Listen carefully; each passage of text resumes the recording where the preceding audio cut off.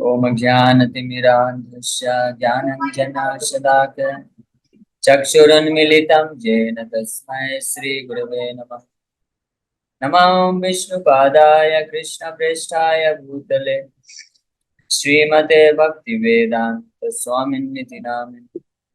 नमस्ते सारस्वती देवे गौरवाणी प्रचारिणे निर्विशेष शून्यवादी पाश्चात्य देशतारिणे।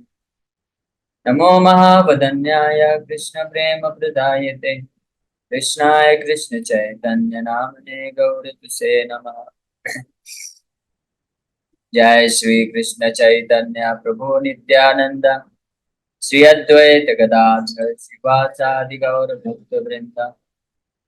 हरे कृष्णा कृष्णा कृष्णा हरे हरे हरे राम राम राम हरे हरे। हरे कृष्ण। आप सभी भक्तों का हार्दिक स्वागत है आज के श्री चैतन्य चरितमृत के चर्चा में। तो आज हम लोग चर्चा करेंगे आदि लीला सेकंड चैप्टर और श्लोक नंबर 117। 117 पे कल भी हम लोग चर्चा किए थे और इसके तात्पर्य इसका तात्पर्य हम लोग कल चर्चा करेंगे। तो ये प्रसंग चल रहा है यहाँ पे श्री कृष्णदास कविराज गोस्वामी इस पूरे अध्याय में ये कंक्लूजन्स यानी निष्कर्ष जो शास्त्रों के निष्कर्ष हैं उसका अलग अलग प्रकार से तर्क प्रस्तुत करके प्रमाण प्रस्तुत करके जो कुतर्क दिए जाते हैं,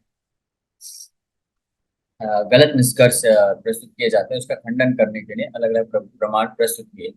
तो कोई व्यक्ति ऐसा सोच सकता है कि इस आध्यात्मिक ग्रंथों में इस प्रकार से तर्क वितर्क क्यों करना, केवल जो है भगवान की कथा होनी चाहिए, लीला होनी चाहिए। ऐसे कई लोग मिलते भी, यहाँ तक कि कई बार जब भक्त लोग लेक्चर देते हैं तो लेक्चर में प्रवचनों में भी जब इस प्रकार का बात स्थापित किया जाता है, मायावाद सिद्धांत का खंडन करना, नास्तिकतावाद का खंडन करना, जो भौतिकतावाद लोग हैं जो हमेशा इंद्र तृप्ति करने के लिए लगे रहते हैं, तो जो नास्तिक लोग होते हैं इन सब का खंडन करते हैं। तो कुछ लोग सोचते हैं कि अरे आप हम लोग तो कथा सुनने आए थे, आप ये सब क्या सुना रहे हैं।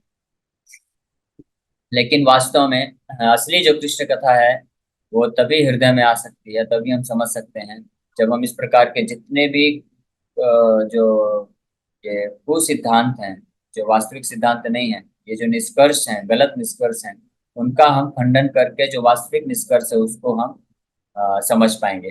तभी जो है कृष्ण को हम अच्छे से जान सकते हैं। इसीलिए यहाँ पे कविराज गोस्वामी बोल रहे हैं, सिद्धांत बलिया चित्ते न कर आलस, इहा हित कृष्ण लागे सुदृढ़ मानस।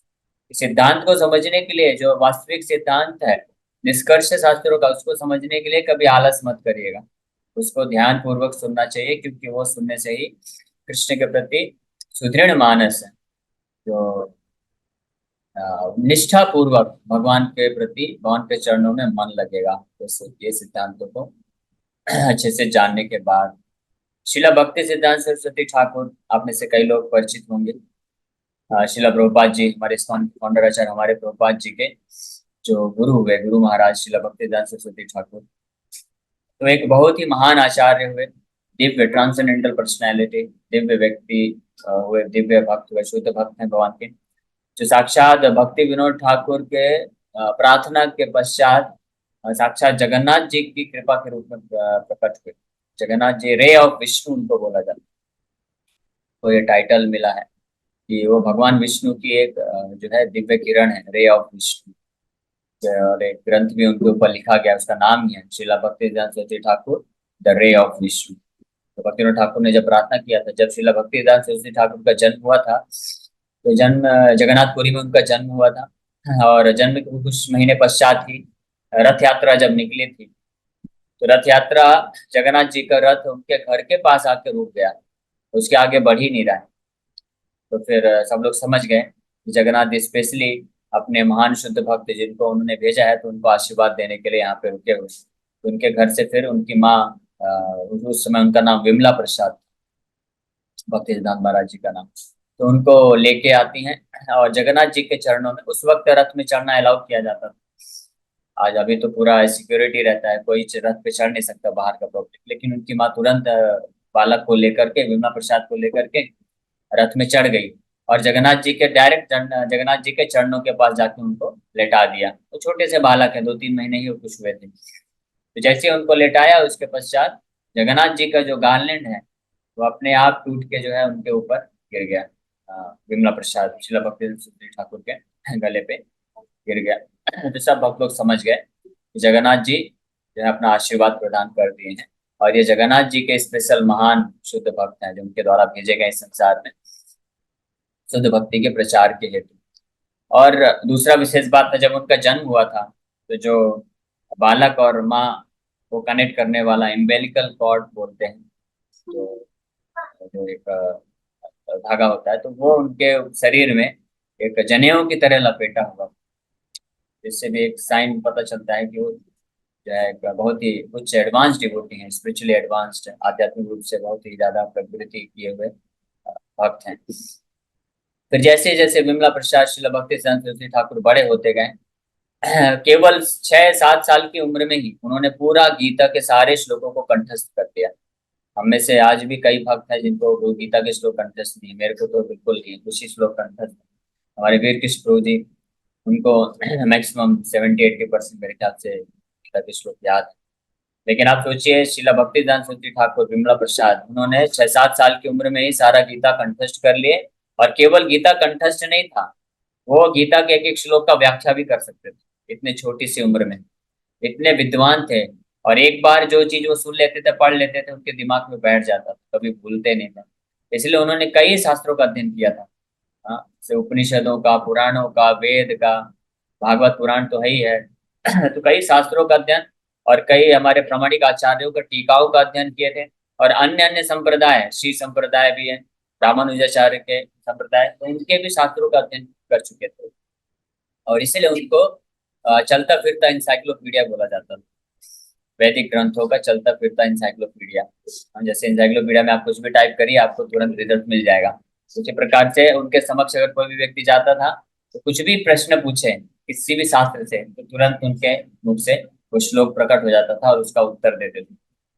यही कारण है कि मायावादी लोग जनरली उनके पास नहीं जाते थे, क्योंकि और वो हर प्रकार के शास्त्रों को तर्क दक्षता पूर्वक तर्क दे करके वैष्णव सिद्धांत को स्थापित करने का शक्ति रखते थे लोगों से। तो इस प्रकार की उनकी अनंत ग्लोरीज हैं। हम लोग ज्यादा भी डिटेल में नहीं जाएंगे, लेकिन ये सब मैं थोड़ा बैकग्राउंड इसलिए बताया।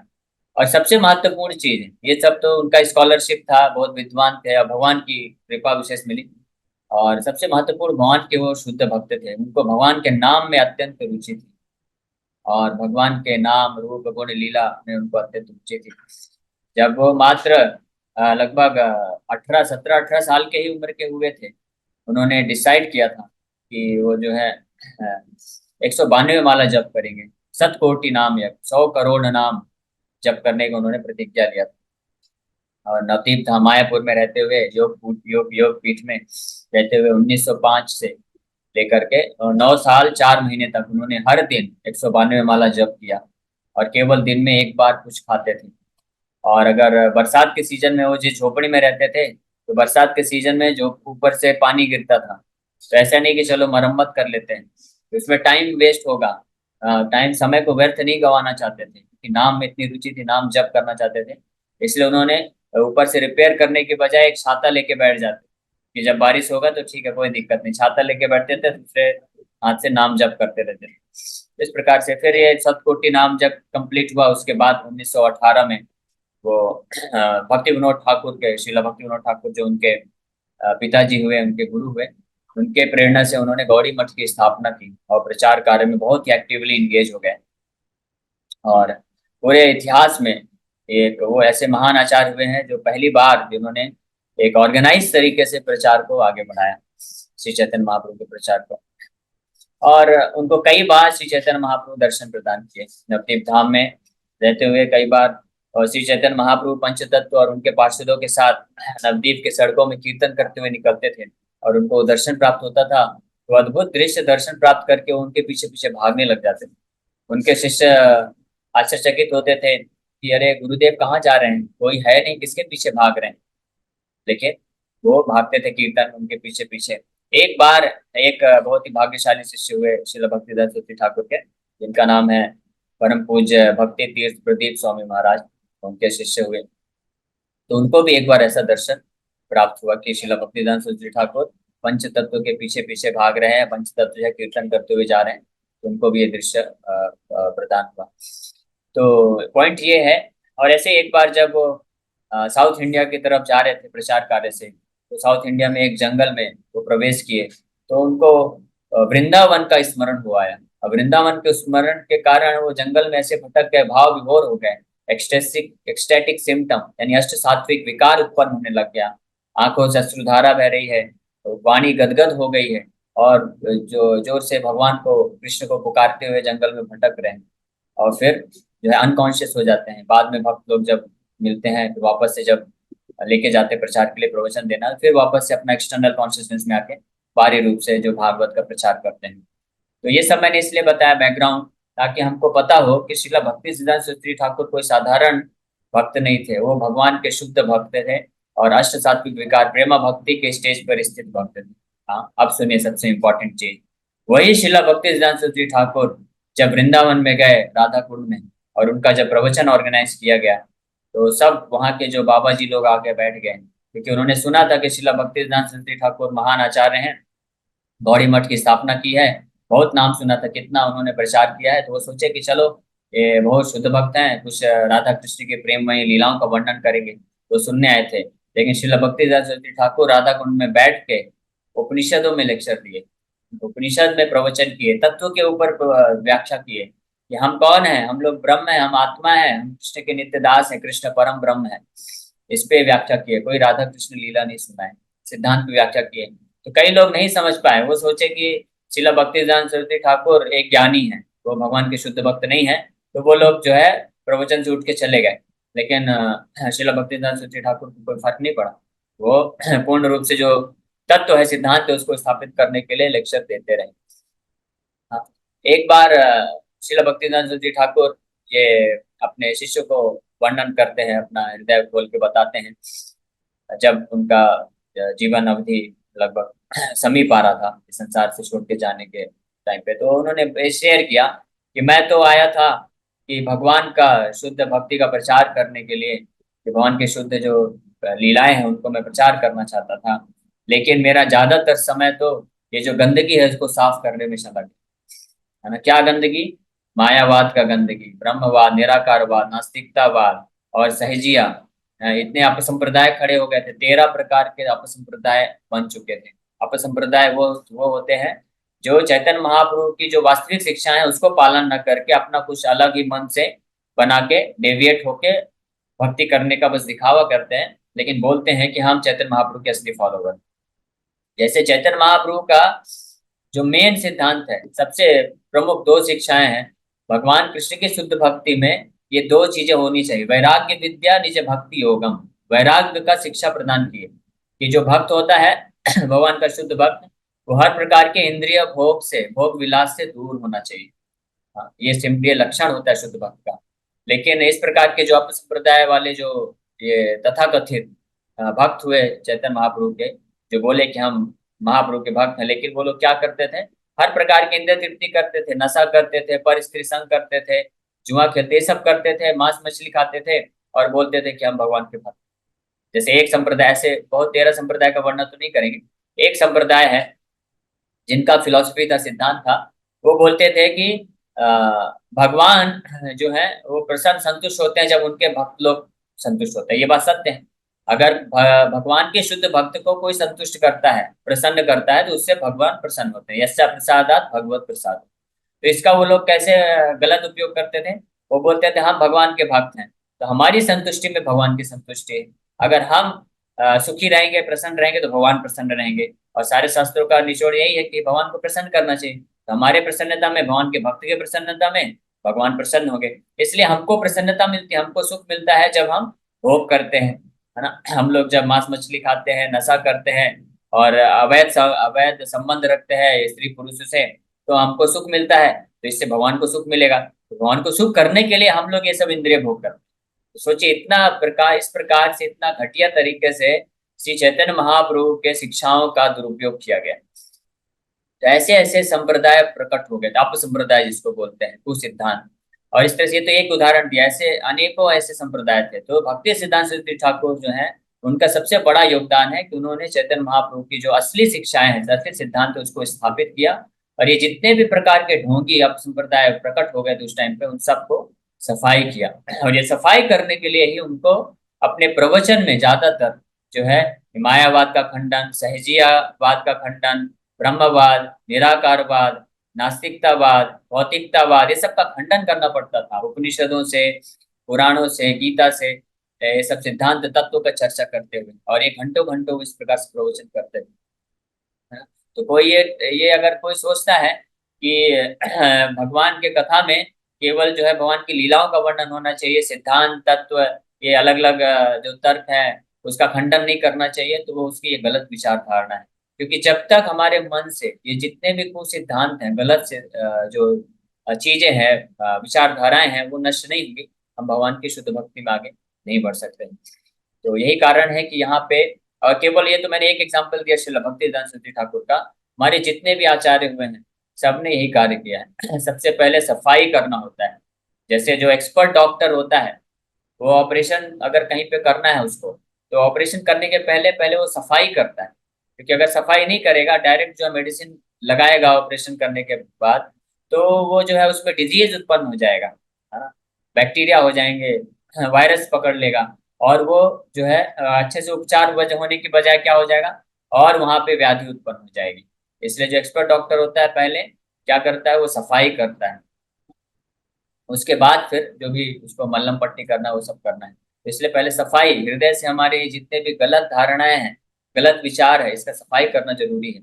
और ये होता है जब हम अच्छे से सिद्धांतों को सुनते हैं, पढ़ते हैं। यही कारण है कि शिला प्रभुपाद जी, जो कि एक महान वैष्णव आचार्य हुए, शुद्ध भक्त हुए, उन्होंने, उनके प्रवचन आप सुनेंगे तो इन चीजों का खंडन बड़े विस्तार से किया है प्रभुपाद जी ने। तभी, क्योंकि ये होने से अपने आप जो है शुद्ध भक्ति फिर हम आगे बढ़ सकते हैं अच्छे प्रकार से। तो इसी कारण यहाँ पे श्री कृष्णदास कविराज गोस्वामी बोल रहे हैं कि सिद्धांत बलिया चित्त न कराला सिहा हित कृष्ण लागे सुदृढ़ मानस। कि सिद्धांत को, तत्व को समझने के लिए अलग अलग जो कुतर्क हैं उनको खंडन करने के हेतु जो तर्क वितर्क प्रस्तुत किए जाते हैं शास्त्रों में और भक्तों के प्रवचनों में, उसको गलत नहीं समझना चाहिए, उसको बल्कि ध्यान से सुन के समझना चाहिए, ताकि हम अच्छे से स्थापित हो सकें। तो कल हमने यहाँ तक इसका आधा तात्पर्य हमने पढ़ा था। From the teachings of lord Chaitanya Mahaprabhu to Sanatan Goswami we learn कि जो मध्यम अधिकारी, जो उत्तम अधिकारी, जो सर्वश्रेष्ठ भक्त होता है, उसके लक्षण क्या है देखिए। शास्त्र युक्त सुनिपुण दृढ़ श्रद्धया उत्तम अधिकारी से तारे संसार। जो शास्त्र की युक्तियों में, तर्क वितर्क में बहुत दक्ष होता है, और जिसका श्रद्धा, भगवान के चरण कमलों में जो प्रेम है वो बहुत दृढ़ होता है। दोनों चीजें होती हैं। एक तो जो शास्त्र के जो सिद्धांत है, निष्कर्ष, उसको अच्छे से समझता है वो, और उसको बहुत ही प्रबलता पूर्वक, दक्षता पूर्वक, तर्क के साथ और अलग अलग उदाहरण के साथ वो कन्विंस कर सकता है। जैसे प्रभुपाद जी का आप उदाहरण ले सकते हैं, भक्तिदान महाराज जी का उदाहरण ले सकते हैं। और दूसरी तरफ उसको भगवान कृष्ण के चरण कमलों में अत्यंत जो है जो बहुत ही डीप लव होता है, गहरा, गहराई के साथ प्रेम होता है। और ऐसे भक्त को उत्तम अधिकारी बोलते हैं। और से ही तार है संसार, उसके अंदर शक्ति होती है कि पूरे संसार को तार सकता है। संसार मतलब कि देवी देवताओं को भी तार सकता है, ऐसी शक्ति रखता है वो। देवताओं को भी उद्धार करने का शक्ति है शुद्ध भक्त में, यानी उनसे भी ज्यादा बड़ा पोजीशन होता है उनका, ब्रह्मा से भी ज्यादा ऊंचा पोजीशन होता है शुद्ध भक्त का। तो कल हमने इसका उदाहरण भी चर्चा किया था, किस प्रकार से भगवान के एक महानतम शुद्ध भक्त नामाचार्य श्रीला हरिदास ठाकुर साक्षात दुर्गा देवी को उन्होंने हरे कृष्ण महामंत्र में दीक्षा दिया। दुर्गा देवी भी उनकी शिष्या बन गई, भगवान के पवित्र नाम का जो रस का आनंद का अमृत को प्राप्त करने के लिए। A person who is expert in understanding the conclusion of the revealed scriptures and who fully surrenders to the cause of the Lord is actually able to deliver others from the clutches of material existence. Srila Rupa Goswami in his Updesamrit 3 advises that to make rapid advancement in the cult of devotional service, one should be very active and should persevere in executing the duties specified in the revealed scriptures and confirmed by the spiritual master.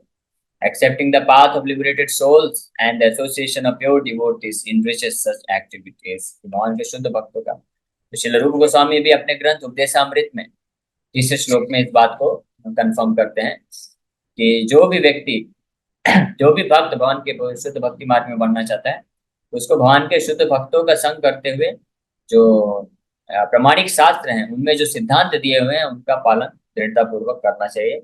और इसका जो हम training है, शिक्षा है, भगवान के शुद्ध भक्तों के संग से प्राप्त कर सकते हैं। फिर आगे वर्णन कर रहे हैं इमिटेशन डिवोटीज, यानी जो नकली डिवोटी होते हैं तो केवल नकल करते हैं, बाहर से दिखाते हैं कि हम भक्त हैं, तिलक लगाएंगे, कंठी माला पहनेंगे, जपा पीठ रहेगा, धोती कुर्ता रहेगा, लेकिन वास्तव में जो सोचते हैं कि हम बहुत उन्नत भक्त हैं, लेकिन इस प्रिंसिपल को फॉलो नहीं करते हैं। कौन सा प्रिंसिपल? शतो वृत्ते संग त्यागा शतो वृत्ते तत्त कर्म प्रवर्तनात्, भगवान कृष्ण के शुद्ध भक्तों के पद चिन्हों में चलना, उनका संग प्राप्त करके उनके उपदेश और मार्गदर्शन के अनुसार भक्ति करना। जो इस प्रकार से नहीं करते उनको इमिटेशन डिवोटीज बोलते हैं। इसीलिए इस प्रकार के भक्तों को भक्ति विनोद ठाकुर बोलते हैं गलेर कंठी नाक में तिलक, नाकेर तिलक गलेर कंठी, यही तो कलीर चेला, ऐसा एक भजन में भक्ति विनोद ठाकुर बोलते हैं। इस प्रकार के जो भक्त होते हैं जो कंठी माला पहने, तिलक लगाए हैं, लेकिन जो कभी भी किसी शुद्ध भक्त को आश्रय नहीं लेते हैं, उनको समर्पण करने का भाव नहीं होता है, वो अपने मन से ही भक्ति करना चाहते हैं, कभी शास्त्र भगवत गीता भागवत कथा सुनने में इंटरेस्ट नहीं होता उनको, और न ही इन शास्त्रों को पढ़ने में इंटरेस्ट होता है। तो ऐसे भक्त वास्तव में क्या होते हैं? ये नकली भक्त होते हैं, इमिटेशन डिवोटीज होते हैं। और वो कौन है वास्तव में? वो कली के चेले हैं। कली जो है इन भक्तों के माध्यम से घुसता है सोसाइटी में, तो दूसरे लोगों को भ्रमित करने के लिए। तो ऐसे भक्तों से सावधान होना चाहिए। केवल और केवल जो शुद्ध भक्त है, पूर्ण रूप से शिक्षक हैं, हमारे आचार्यों की शिक्षाओं में, गीता भागवत की शिक्षाओं को पढ़ते हैं, श्रवण करते हैं, उसके अनुसार जीवन यापन करते हैं, उन्हीं भक्तों का संग करना चाहिए।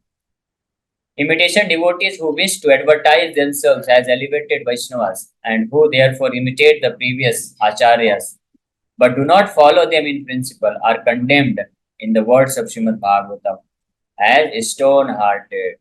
तदस्म सारम हृदयम बतेन, कि उनका हृदय स्टोन हार्टेड है, पत्थर के समान कठोर होता है, इसलिए वो कभी भी भगवान के नाम का जप और कीर्तन तो बाहरी तरफ से तो कर सकते हैं, बहुत मधुर मधुर गा भी सकते हैं, लेकिन वो नाम उनके हृदय में प्रकट होके उनके हृदय को मेल्ट नहीं कर सकता है, उनके हृदय को द्रवित नहीं कर सकता है, भगवान के प्रति प्रेम उत्पन्न नहीं हो सकता है, क्योंकि वो शुद्ध वैष्णव का, शुद्ध आचार्यों का संग नहीं लेते, आश्रय नहीं लेते। हमको ऐसा भक्त नहीं बनना चाहिए। Srila Vishwanath Chakravarti Thakur has commented on their stone-hearted condition as follows: Bahira ashtrupulakayo satorapi yat hridayam na vikriyeta tadasma saram itika nishtadhikarina eva ashtrupulakadi madve api amshasara hridayataya निंदयशा। इसका अर्थ क्या है? इस श्लोक पे कमेंट करते हुए, टीका करते हुए श्रील विश्वनाथ चक्रवर्ती ठाकुर लिखते हैं, Those who shed tears by practice but whose hearts have not changed are to be known as stone-hearted devotees of the lowest grade. Their imitation crying induced by artificial practice is always condemned.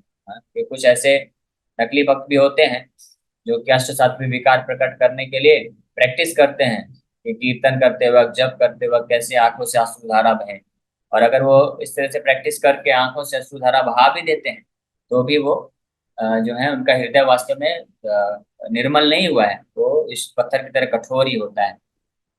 ऐसे लोगों को condemned किया गया है वैदिक साहित्य में। तो हमको आर्टिफिशियली, कृत्रिम रूप से दिखावा नहीं करना चाहिए कि हम भक्ति में बहुत एडवांस हैं, हमारे आंखों से आंसू-धारा बहती है।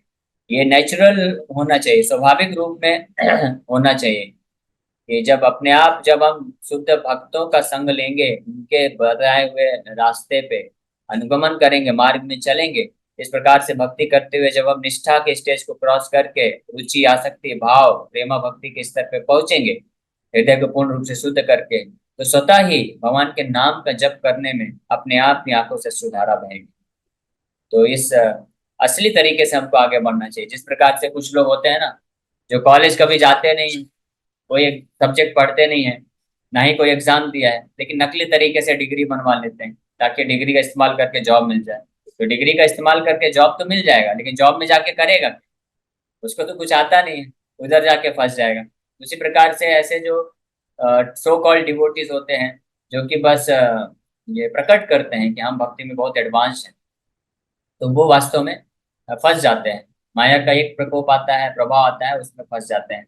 लेकिन हमको ऐसा नहीं बनना है। हमको स्वाभाविक रूप से, जो एडवांस डिवोटी होता है, जो भक्ति में बहुत प्रकृति कर चुका शुद्ध भक्त होता है, वो कभी अपने आप को शुद्ध भक्त समझता नहीं। तो एडवर्टाइज करना तो दूर की बात है, वो समझता ही नहीं कि मैं शुद्ध भक्त हूँ।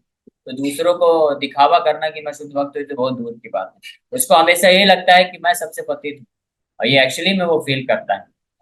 कौन? जो शुद्ध भक्त होता है। तो हम तो ना तो अभी उस शुद्ध भक्त के स्टेज में हैं, और ना ही हम नकल करने वाले भक्त हमको बनना है।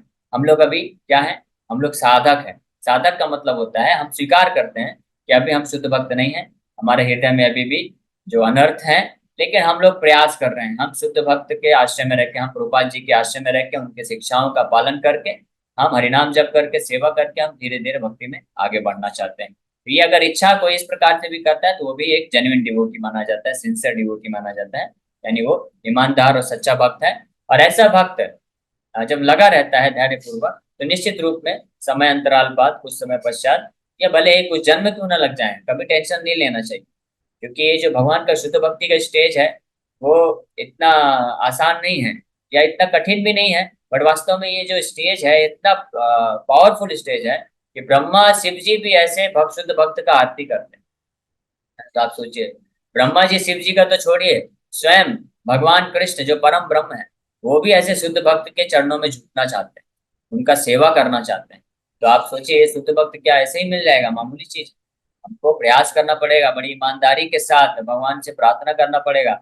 और भगवान से प्रार्थना तो करना ही है, लेकिन भगवान के हाथ में नहीं है हमको शुद्ध भक्ति देना। हमको वास्तव में भगवान के शुद्ध भक्तों का आश्रय लेना पड़ेगा। यही सारे शास्त्रों का प्रिंसिपल है, और इसी माध्यम से हम आगे बढ़ सकते हैं। शुद्ध भक्तों का आश्रय लेने का मतलब क्या है? कोई सोचेगा, अरे मैं प्रभुपाद जी का आश्रय कैसे लूंगा? प्रभुपाद जी तो अभी संसार में है नहीं। या चलो, इस्कॉन में प्रभुपाद जी के अन्य भी बहुत वरिष्ठ शिष्य हैं जो अभी शुद्ध भक्त हैं, तो वो तो पूरे विश्व में ट्रेवल करते रहते हैं, कभी कभी विरले ही उनका बस दर्शन प्राप्त होता है। तो मैं उनका आश्रय कैसे लूँ? तो आश्रय लेने का मतलब ये नहीं है कि आप फिजिकली उनके साथ मिलें और बातचीत करें। आश्रय का मतलब होता है कि उनकी जो वाणी है, उनकी जो शिक्षाएं हैं, उपदेश हैं, वो सबके पास उपलब्ध है। तो उसको आप पढ़िए, समझिए, और जो बाकी उनके जो भक्त हैं, जो प्रयास कर रहे हैं निष्ठा पूर्वक, तो उनके संग में रह के, उनसे प्रेरणा लेके, उनके गाइडेंस में जाके, ऐसे शुद्ध भक्त प्रभुपाद जी के जो मार्गदर्शन है, उपदेश है, उनको कैसे पालन करना है, इसके लिए प्रयास करना है। अगर ये कोई कर सके, तो हमेशा हम उनका आश्रय प्राप्त कर सकते हैं। जैसे प्रहलाद महाराज, प्रहलाद महाराज ने अगर वास्तविक रूप में देखा जाए, जो फिजिकली फिजिकली कभी नारद मुनि का संग नहीं प्राप्त किया था। वो तो माँ के गर्भ में थे, और प्रहलाद महाराज माँ को सुनाए भागवत। हाँ, और वो भी सुन लिए। और उसके बाद तो माँ चली गई वापस हिरण्यकशिपु के कंट्रोल में। तो नारद मुनि तो नहीं मिले होंगे, ऐसा कहीं वर्णन नहीं प्राप्त है। बाद में हिरण्यकशिपु के वध होने के बाद निश्चित रूप में उनसे फिर मिले होंगे, लेकिन तब तक तो नहीं मिले थे। लेकिन उनकी शिक्षाएं उनको प्रहलाद महाराज को याद थी, तो उन शिक्षाओं का वो पालन करके ही शुद्ध भक्त वो भी बन गए, महाभागवत बन गए। और ऐसे महान भक्त बन गए प्रहलाद महाराज कि स्वयं नारद मुनि उनका गुणगान करते हैं। और 7वां स्कंद जो है, नारद मुनि के द्वारा प्रहलाद महाराज का गुणगान पे बोला गया। नारद मुनि तो यहाँ तक बोलते हैं कि कोई भी सभा, सत सभा, जहाँ पे हरि कथा होती है, अगर वहां पे प्रहलाद का गुणगान नहीं हो रहा है, तो वास्तव में वो इनकम्प्लीट है, तो पूर्ण हो ही नहीं सकता है।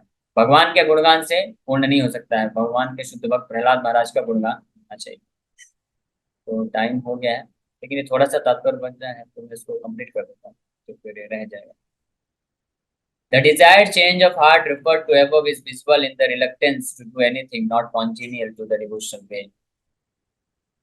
To create such a change of heart, conclusive discussion about Shri Krishna and his potential is absolutely necessary. ठीक है, इस पर डिस्कशन भी लगेगा, तो इसको हम लास्ट पैराग्राफ थोड़ा सा बचा, उसको हम कल चर्चा करेंगे। Okay, Hare Krishna. Thank you very much. आप सभी भक्तों का बहुत बहुत धन्यवाद कि आप लोग आए और आपने दिन को क्वेश्चन। आप में से किसी भक्त का प्रश्न तो पूछ सकते हैं। यस योगेश भाई। हरे कृष्ण प्रभु जी।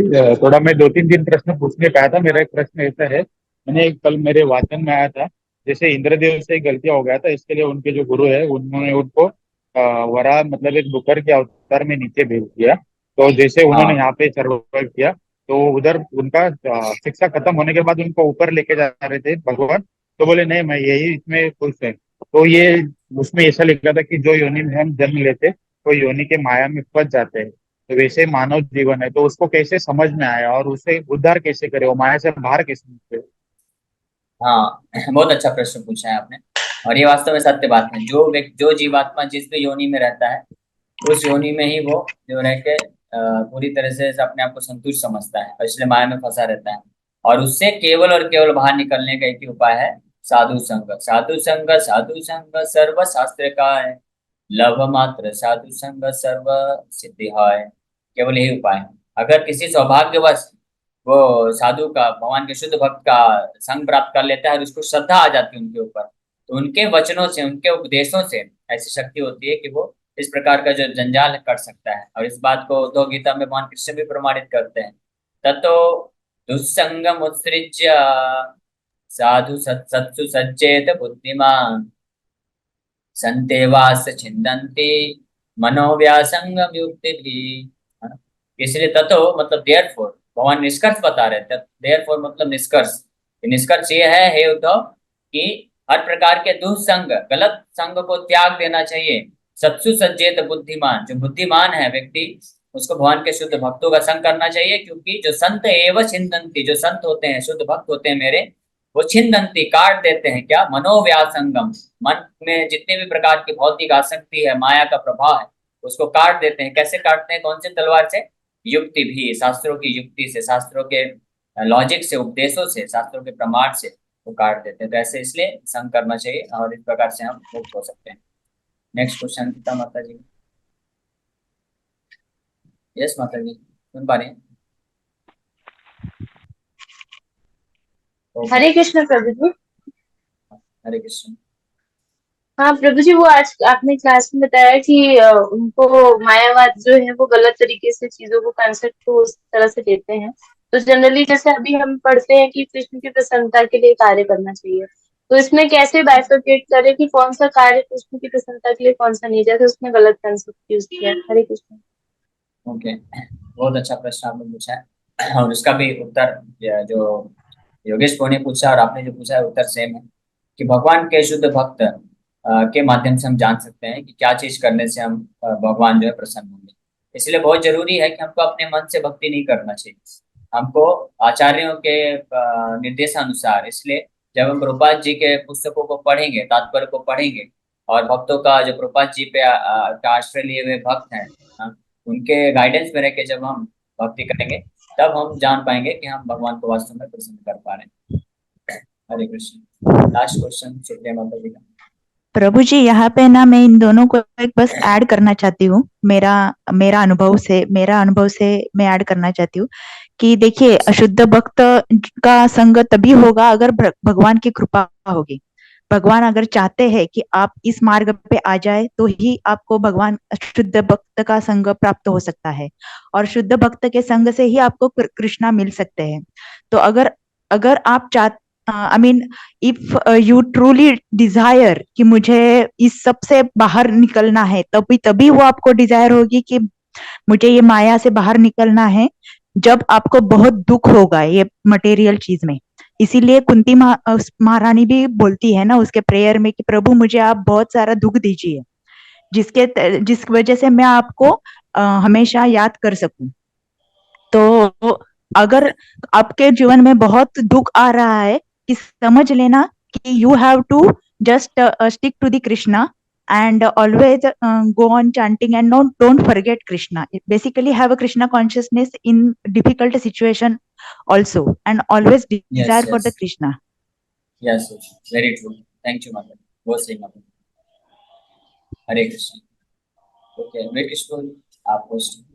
जी जी, थैंक यू। मुझे जस्ट एक बात शेयर कर रहा हूँ आपसे।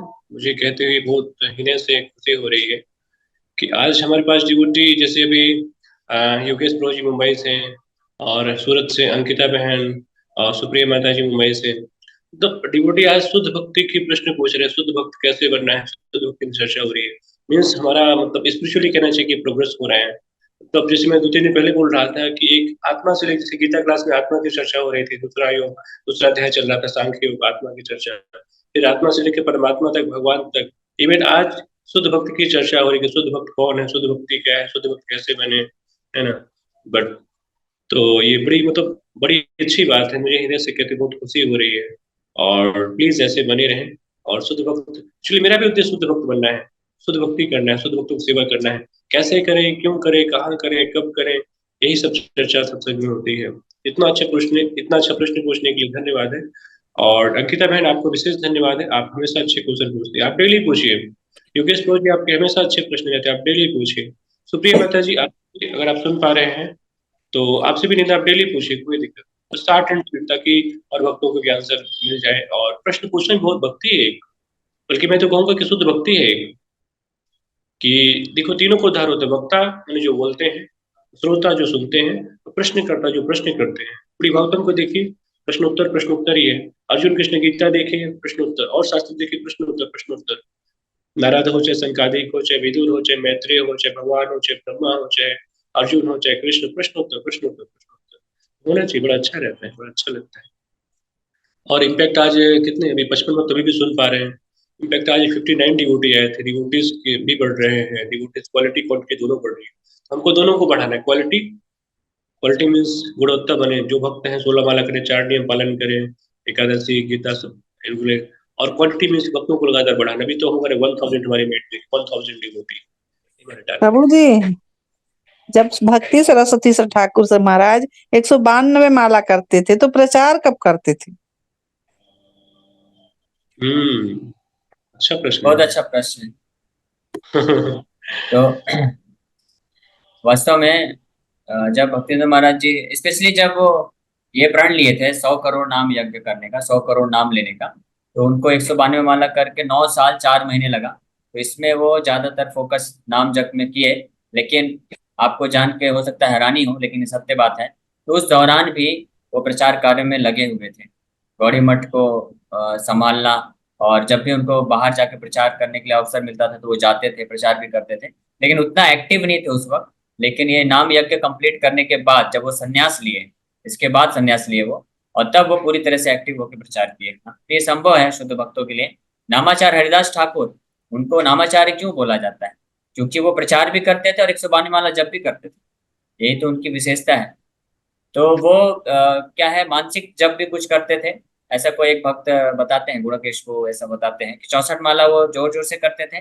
64 माला वाचिक उपांशु जप करते थे और 64 माला मानसिक करते थे। तो उनको अभ्यस्त होने के कारण समय उतना नहीं लगता था। 14-15 घंटे में उनका पूरा 192 माला हो जाता था। और 1-2 घंटा विश्राम के, और स्नान करना, खाना प्रसाद वगैरह ग्रहण करना, उसके बाद वो फिर प्रचार के लिए भी गांव से गांव जा जाके प्रचार भी करते थे बाकी समय। तो शुद्ध भक्तों के लिए संभव है। एक सवाल है। हरे कृष्णा। प्लीज और डिवोटी फोन साइलेंट कर लेना, सिर्फ फोन चालू ही रखना है। मेरा सवाल ये था कि मेरी तरह जो लोग हैं, मतलब जो 18-19 साल के हैं, वो भक्ति करनी है, बट वो स्टडी करते हैं और अपना जॉब वगैरह करते हैं, तो उसको मैनेज करके कैसे वो करें? तो स्पेशली ऐसे भक्त जो अभी स्टूडेंट हैं, कॉलेज में पढ़ाई करते हैं, तो जैसे मैं खुद भी जब कॉलेज में था उस वक्त से भक्ति चालू कर दिया, 16 माला जप करते थे। तो ऐसे भक्तों के लिए मॉर्निंग का जो टाइम है वो रिजर्व कर लेना चाहिए भगवान के भक्ति के लिए। जैसे आपका कॉलेज का टाइम फिक्स रहता है, स्टडी कर रहे हैं कि आपको कॉलेज 8 बजे से लेकर के शाम को 5 बजे तक, हमारे से कॉलेज का टाइम फिक्स रहता था। तो हमने फिक्स कर लिया था कि मॉर्निंग 4:30 से लेकर 7:30 तक purely for spiritual morning program, जिसमें हम लोग 16 माला जप करना, आरती करना और शॉर्ट जो है प्रभुपाद जी का लेक्चर सुनते थे। तो ऐसे आपको फिक्स करना चाहिए, यानी ऐसा शेड्यूल बनाना चाहिए कि आपका कॉलेज के टाइम में आप कॉलेज का पूरा फोकस करके पढ़िए, और मॉर्निंग का टाइम पूरा भगवान कृष्ण को दीजिए, नाम जप के लिए दीजिए। और इवनिंग में जब आप वापस आते हैं तो आपका कॉलेज का स्टडीज के लिए उसका कुछ टाइम फिक्स रखिए। और फिर फाइनली कुछ आधा घंटा वापस से भगवान का कुछ गीता का लेक्चर सुनना या पढ़ना, कृष्णा बुक पढ़ना, ऐसे करके आप कर सकते हैं धीरे धीरे। ठीक। जी, मैं थोड़ा इसमें मैं भी इसमें 1 मिनट ऐड करना चाहूँगा। आरती बहन आप ऐसे करिए, जैसे हमारे इस्कॉन के जो यूथ होते हैं, कैसे क्या करते हैं?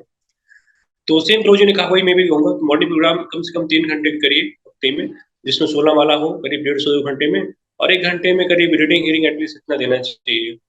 अगर वो भी ना दे पाए तो आप रीडिंग के लिए एटलीस्ट आधा घंटा दीजिएगा, 2 घंटा माला के लिए, आधा घंटा रीडिंग के लिए, आधा घंटा में आप ड्यूटी वर्सी पे अगर कुछ करना हो तो कर सकते हैं आप। और लास्ट काम आप ऐसा करिए कि आप कथा में, जैसे हमारी ऑनलाइन क्लासेस होती है, तो ऑनलाइन क्लासेस में आप सुनते रहिए, पढ़ते सॉरी कुछ करते करते सुन सकते हैं, कुछ भी वर्क एनीथिंग कुछ करते करते सुन सकते हैं मोबाइल चालू करके।